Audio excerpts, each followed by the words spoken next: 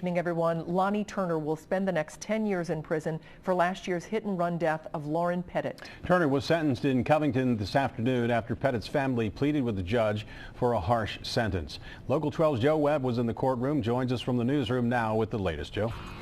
Well, Rob, it's been nearly 8 months since Lonnie Turner, according to police, hit and killed Lauren Pettit as she walked along Erlanger-Crescent Springs Road. Today, he was sentenced to 10 years in prison, and because of the way the sentence was structured, he will have to serve all 10 years.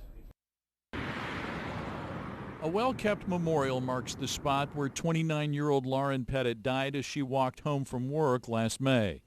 Prosecutors say Lonnie Turner was driving drunk, hit her, and drove off.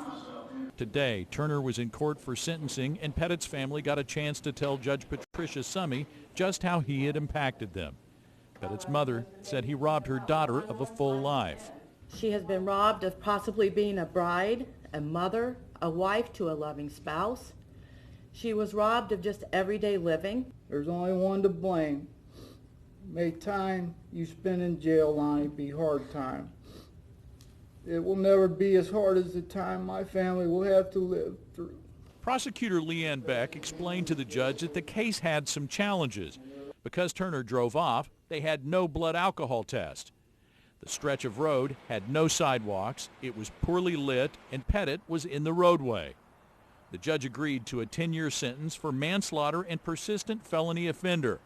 Beck says they could have pushed for charges with a longer sentence, but that may have actually meant less jail time. The reason for our recommendation is with this sentence, with the charge of manslaughter in the second degree as well as the persistent felony offender count, he will not be eligible for parole. Pettit's family signed off on the 10-year sentence. Does it help you move forward? A little.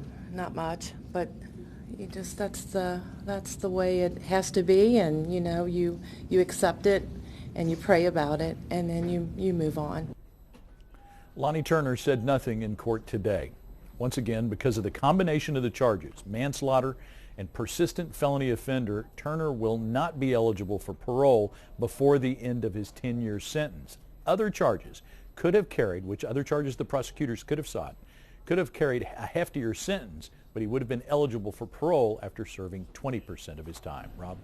Joe Webb, thanks very much. Lonnie Turner has a past felony criminal record in Kentucky, as Joe said, including charges of theft of identity and receiving stolen property.